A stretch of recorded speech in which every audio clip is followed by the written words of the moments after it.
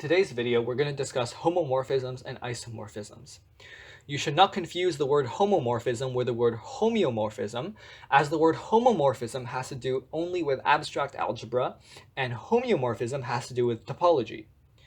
Our motivation today is that we need to start discussing what the functions between groups are. In math, we really often study objects and just the functions between the objects. For example, in calculus and advanced functions, you've already studied the real line, as well as the functions from the real line to itself. These are often called real functions. If you've done a bit of calculus, you will often study differentiable functions. Okay? In topology, we have the objects called topological spaces, and our maps are just maps between the topological spaces, but more importantly, we're concerned about homeomorphisms and homotopies. In particular, these types of maps are very important for preserving the structure of a topological space. In set theory, we were a little bit more loose. Our functions could be literally anything that classifies as a function. But when we're talking about groups, we have to be a little picky because groups have a structure. Like, that's the reason why they are defined. So we haven't actually defined what a function between a group to another group is. And that's what we're going to try and do today. Okay. So here is some text. And while you go ahead and read that, I'm just going to say that what we're trying to do today is figure out how to tell whether two groups are essentially the same or whether they're fundamentally different. Okay. In particular, we are looking for a special type of bijection that not only sends one element in my first group to an element of my second group, but also preserves the group operation in the sense that whatever I do in one group can be replicated identically in the other group. Okay. So here is a more concrete outline of what we're trying to answer. Given two groups, how can I check whether they are the same? What are the maps between groups that preserve group structure? And finally, if I'm just given a function between two groups, how would I be able to tell whether it's a valid group function? How do I know it preserves the group structure? Okay. So here is our motivating example. We're going to actually construct one example of this type of equivalence, and we will use this to sort of tell us how, in general, we want our group functions to be constructed, and in particular, what our notion of equivalence should be. So to do this, we'll have to introduce another type of group. This is called the symmetric group, or the group of permutations. And the way it works is basically you have two objects, A and B. You start with them, and then you want to be able to rearrange them in some way. These are permutations. So given two objects, you can do two things. You can either just give them back as they were given, or you can swap them and then give them back. Right? And the group of permutations is precisely these two options, right? So we're going to introduce some notation for these, ID and S for swap and ID for the identity. And notice that the first one is the identity on this group. So our group operation in this case is just doing operations one after the other. We'll write them sort of like functions. So we'll talk about S first, and then if you want to do ID after, you have to do ID and then ID after S, right? So you do S first and then you do ID, and then maybe you want to do another one and maybe one afterward, right? So let me just change this to an S actually, right? So our group is basically going to use this operation of a function composition, and our two options are either to swap or to do nothing. So what does this here mean? Well, it means that we start with our AB, then I swap them, then I do nothing, then I swap again, and then I swap again. Okay? So if you think about it, at the end of the day, what you should end up with is BA. So this whole thing, even though I made all this mess here, is actually just the same thing as just swapping them. Right? I could have shortcutted all of this writing and just written S. It means exactly the same thing. Okay? So this is our group S2. It's a group you can check. Here is its identity, its ID, and its only non-identity element is S. That should ring some bells, because we only know of one other group of order or size 2, and that is Z2. And I want to remind you that Z2 represents the integers, and we said modulo 2, right? So in other words, we're looking at divisibility classes, whether numbers are divisible by 2 or not divisible by 2. Okay? And our question now is maybe S2 and Z2 are the same. And our answer will actually end up being yes, and to do this we will exhibit a bijection from Z2 to S2 that will preserve all the important properties, right? So basically up to renaming the symbols in Z2 and S2, they function as exactly the same mathematical structure. Okay? So Z2 is really just the class of 0 and the class of 1, right? This is all even numbers, because an even number divided by 2 will give you a remainder of 0. And this is all odd numbers. An odd number divided by 2 will give you a remainder of 1, right? And we choose 0 and 1 to be our representatives. They're the simplest types of representatives in Z2. In S2, we had ID and we had S for swap. Okay? And you may be able to already see that this here is a bijection, right? It's a pretty standard bijection. It has some very important properties. Firstly, it sends the identity to the identity. Right? The identity of Z2 is 0, and the identity of S2 is ID. Right? So that's a really nice property. The other thing is that anything I do in Z2 can be modeled exactly in S2. For example, if I do 1 plus 1 plus 1, right? You could do a quick calculation in your head to see if this is the same thing as 1 in Z2, right? And the reason why is because literally adding the numbers 1, 1, 1 gives you 3, and 3 is an odd number. So its class in Z2 is going to be 1. Right? If I model this in S2, that's the same thing as doing S 3 times. Okay? So I do S once, and then I do S again, and then I do S a third time. Right? But if you think about it, what does that do to objects? Right? You start off with A and B, right? Then you swap them once, you swap them twice, you swap them 3 times. That's the same thing as swapping them just once. So as you can see, this we haven't really done it precisely, but it looks like this mapping of 1 to S is going to preserve the essential properties of the structure in Z2 as well as S2. Okay? So functionally considered as groups, they behave exactly the same. So this type of bijection, one that demonstrates the equivalence of 2 groups, is called an isomorphism. Okay? We will say that 2 groups are isomorphic if there is an isomorphism between them. And I want to caution you that we will not only consider isomorphism. So in particular, if our 2 groups, if our 2 groups, G and H, have different size, then obviously there's no isomorphism because there's no bijection. Sizes, there cannot be an isomorphism. But that's not going to be our only criteria. There's going to be more than just that. Okay? So we can't hope for isomorphisms all the time, but in the case where 2 groups are not isomorphic, we can still try and create functions between them. Right? Now, these functions may not be injective, they may not be even surjective, but they will still preserve structure in a sense. And to do this, we have to create this formal definition called a homomorphism. Right? Again, this is not the same thing as homeomorphism. Homeomorphism, with an E, is in topology, and homomorphism is in algebra. It's really confusing, and it's really annoying when you're starting off, but it's something you just have to get over. Okay? So a homomorphism between 2 groups, G and H. Now, G and H here are just really abstract groups. I've given G the operation star, and I've given H the operation diamond, because in reality, our groups could have any sort of operation, right? We just defined an operation that was literally just doing things to 2 objects, one after the other, right? So our functions are going to usually look like this letter here. This is a phi, right? So you want to pronounce this as phi. Right? And this is a function from G to H, and it really just has to obey this property. Okay? This is the most important property of a homomorphism. Right. So what does this property even mean? Okay? Well, all this says is that whenever I have a function G to H, right, I want to be able to make sure that this condition is true. What this means is that if I take 2 elements in X and Y, I do the operation G to them, right? So when I do an operation to 2 elements, it'll bring me usually to a new element, so X star Y. And then my function phi will act on this object. What will it do? It will send it over to H. It will send it over to phi of X star Y. And in the meantime, I can also apply phi to X and Y, right? Because phi is a function. So this is phi of X, and this is phi of Y. And my condition here, if you notice, just tells me that when I perform the operation on phi of x and phi of y, all I want is that it sends me over to exactly the same thing, right?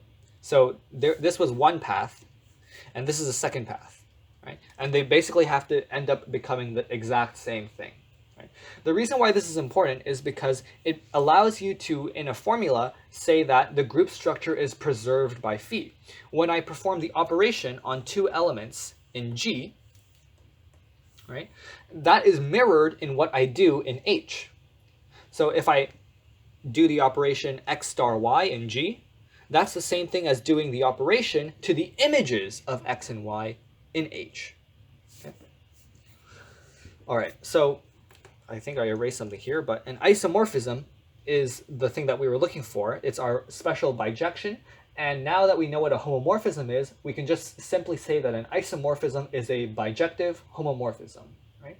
So in general, the function phi may not cover all of H. It may only be like a little part of H. Right? It may only cover this much of H. Right? Or maybe it covers all of H, but maybe it's not even injective. Maybe it sends two things to the same element. Right? But a bijective homomorphism is what we're looking for, because that will demonstrate that G and H are item for item, element for element, exactly the same thing. So now I will illustrate why isomorphisms will provide some useful information about structure. So to do this, we'll have to introduce a couple new terms. We'll say that an element X generates a group G if every single element in G can be written as a power of X. What I mean by this is that let's say our operation in G is addition, right?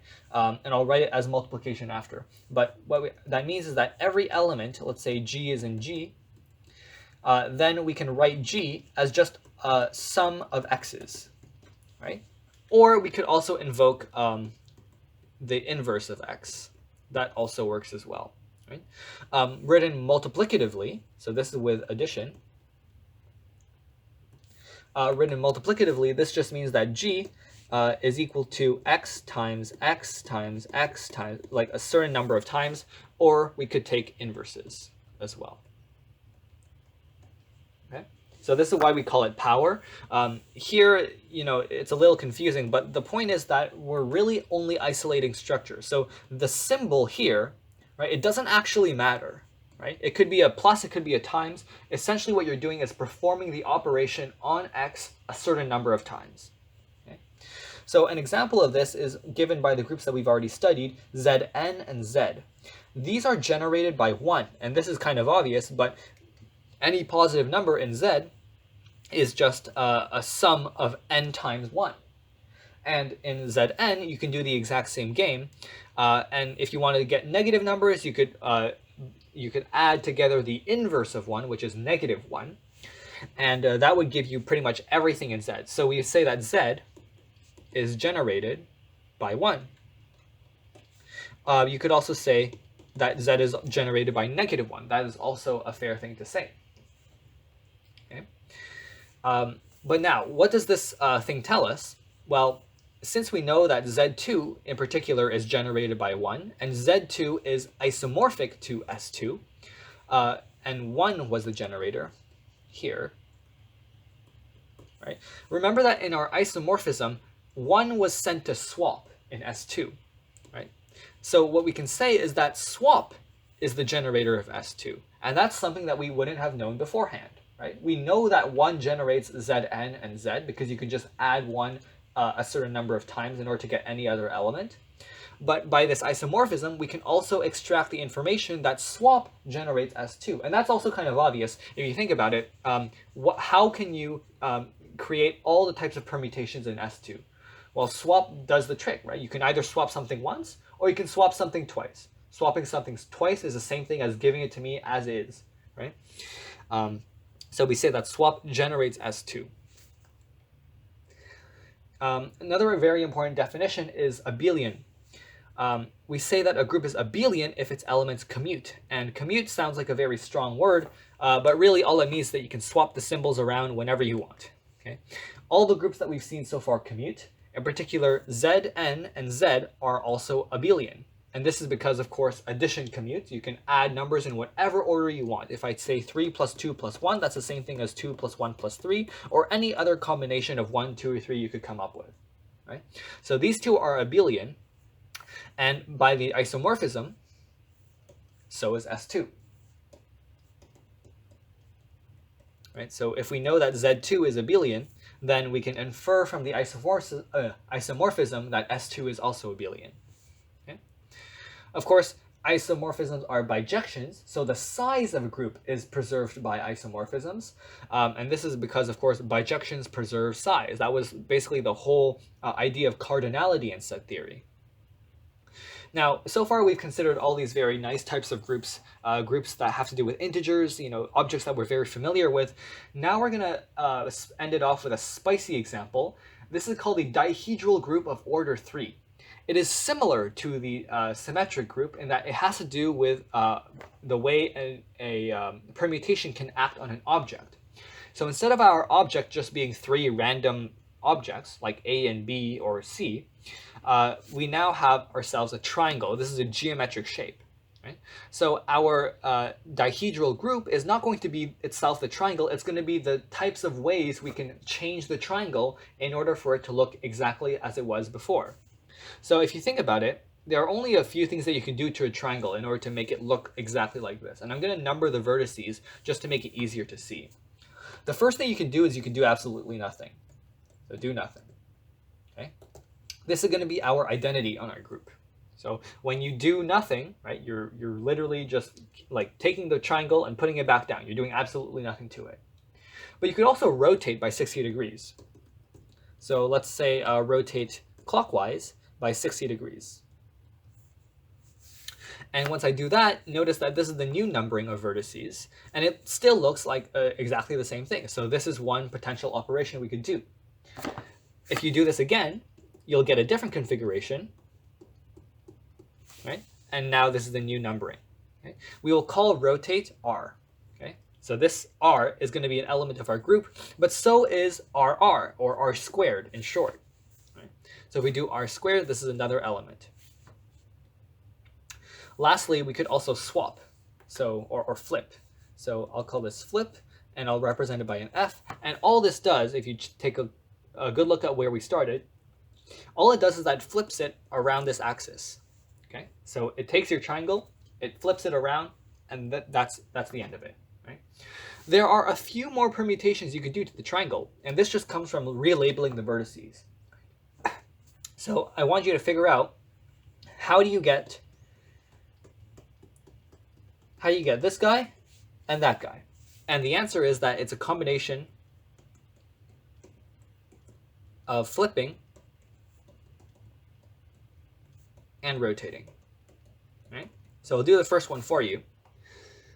If you look at this one, right, you can notice that this is the same. This first one here is the same thing as flipping first and then rotating twice. Just check that in your head, right? So you start off with your triangle labeled as before, 1, 2, 3, and then you flip it once, you get this. Then you rotate it twice. So we would write that as you flip once, and then you rotate, and then you rotate, right? We're silently putting brackets here, right? So you first rotate, and then you flip. You flip, and then you rotate, and then you rotate. Okay. For short, though, we will just write R2S. Okay. All right. So that's the first one. Figure out what the second one looks like. But what we can figure out from this is that once we know that it's a combination of rotating and flipping, we'll say that D3, the dihedral group of order 3, is generated by these two things, flip and rotate. Right? You just combine flips and rotates and you'll get everything. Okay? So here are some important properties. Right? You can first check that this should be an F. The typical notation for flip is S, but we'll keep it F for now.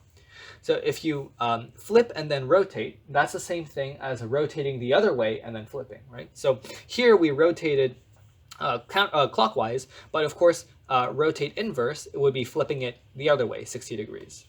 Right? Another easy thing to check is that if you rotate something 3 times, the triangle 3 times, you will get back the identity. And if you flip something 2 times, you will get back the identity. Right?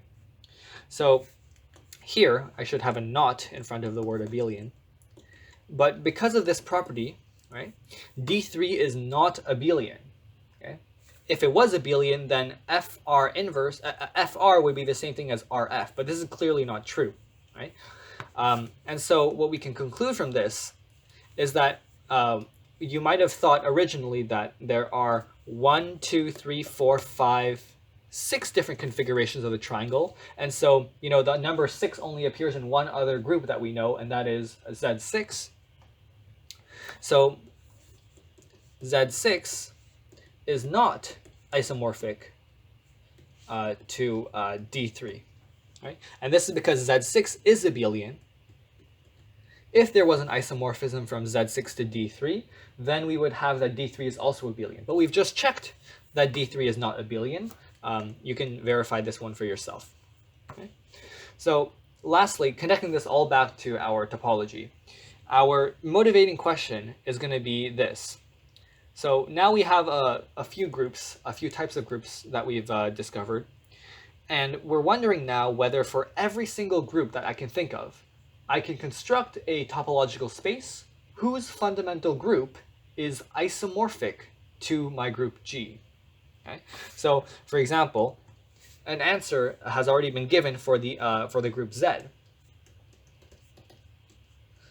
Right? So let my group be equal to Z. Well, then I know that S1, right, is a topological space. Right? That's just the circle, and its fundamental group is isomorphic to Z. This is what we verified in our live lecture a while ago. Okay? So here's one particular answer, but the question is in general, like what types of groups will allow us to construct a topological space that contain it as a fundamental group? This is a pretty interesting question, and we'll probably get to it sometime in the next few weeks.